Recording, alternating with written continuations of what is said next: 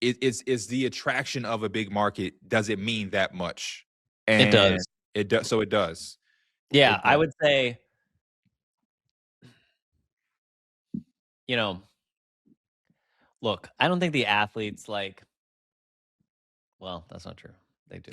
Uh, not all of the like, I don't think Giannis is like, "I gotta get to LA or New York," like, for my business empire. I do think there are like, I think KD strategically went to Brooklyn, to finally do that. I think, Kyrie was trying to do that, and I think who were they paired up? Was it Harden? It was so bad. They only played Harden went there too. Yeah. Yeah, they only played like 12 games together, but all Yeah. of them are key figures and signature athletes, and I don't think people understand this, but, like, um, let's just say, like Brunson, Jalen Brunson Hmm. is now, I mean, arguably gonna be one of the, I don't know, top 20 NBA player just in the lexicon, like, in the world because he won a championship in New York City and because he gets so much attention, like, in a way that, like, if he had won in Minnesota, it's just not gonna be the same, right? You're not like, look at who was on the sideline at the Knicks games. You're just not getting that in Minnesota. In Dallas, I'm in Dallas. Dallas is a pretty big market, like the fourth biggest sports market in the country. It's dwarfed by something like New York City. I mean, they're not even in the same category. And so, for your global brand, for the business opportunity, for celebrity connections, for getting on the cap table of businesses, like, there's no argument. New York City and Los Angeles are just there. And one of the very deep thing I predicted one of the first videos that I made on Instagram when I started to do content was, Luca will be a Laker.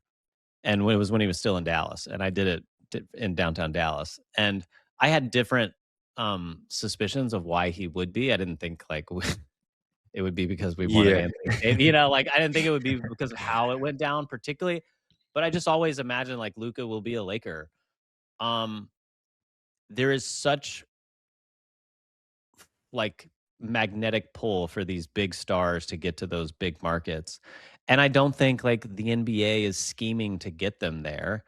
It's a big benefit though for the NBA. And to be clear, all of his sponsors. So Jordan Brand significantly started doing more with Luca when he went to LA. Now some of that is because of the story of him being spited, but like or slighted. Gatorade is doing a lot more with Luca once he got traded. Like there's so much more that you can just do with an athlete when they're in LA. And some of this is like very tactical, boring stuff, but I'll just say very simply, every global company has an office in Los Angeles or New York. Every ad agency, production company, marketing agency has an office in LA or New York. And so, like for the Knicks, Nike did their cool spot directed by Josh Safdie, the famous director who did Marty Supreme. Oh, okay. Yeah. You can't do that. Like can you do that in a city like Houston or Oklahoma City or Milwaukee? Can you? Yes. Is it very hard? Also, yes. Josh Safdie, I would bet, is based in New York City. He loves New York City. There's a reason they picked him for New York City. Like he's sitting in New York City. His agent is in New York City. His favorite director, his favorite DP, his favorite production company is in New York City. So like, and Nike's office, who leads that creative, one of them is in New York City. So this sounds like very elementary to people, but like when you could walk down the street and go meet with Josh Safdie on a Tuesday and be like, "Hey, would you want to direct a Nike commercial in case the Knicks win in 4 days? Like, could we pull this together like tonight or tomorrow?" That's so much easier to be done there than it is in Minnesota. And I know there's gonna be people who are like, "Oh, well, Zoom exists and phone calls exist." Like, yes, but it's just harder. Like when you're emailing Josh Safdie to be like, "Hey, let's get on a call. Like, what's your schedule? Could you get to Milwaukee tomorrow?" It's just so much harder. So anyway, there's so many forces that pull these athletes to New York and LA. It's better for their benefit. No, the sneaker companies are not like conspiring to get them, but I promise you when it happens, the sneaker companies are like, "Oh, snap. Our Yeah. job just got a lot easier." So with all of that being said, and I don't want to put no pressure on you.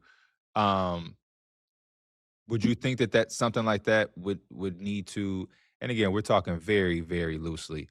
Um, somebody like Wemby, do you think he's big enough or has the big enough potential to be able to just do what he needs to do in San Antonio? Can you have a guy like him that's just like you could put him Yeah. anywhere? Yeah. Yeah.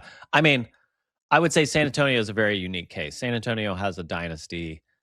Um, I would say if he were somewhere like I'm sorry, I keep using Minnesota as an example, but like if he were in, Minnesota or Atlanta, Atlanta has like the culture in some ways, but they have a bad organization.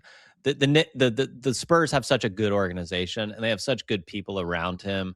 They have like David Robinson and Tim Duncan and Greg Popovich and that whole lineage. So I think that's a unique case where I think I could see him finishing his career there. I also think the Euros treat free agency differently. Um, we have Giannis who has stayed in Milwaukee. We have um, Joker who's in Denver. Mhm. We have Luca who was wanting to stay in Dallas.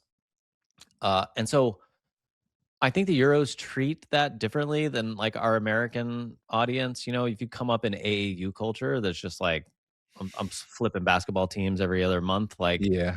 and I'm going to the highest bidder. I'm going to join my buddies, and like, I think that's an American thing that there's pros and cons to the American mindset and lifestyle. And there's pros and cons to the Euro mindset and lifestyle, but they play out in different ways. So I could see Wimby finishing his career in San Antonio. Hit subscribe for more news, highlights, and analysis from the NBA on NBC.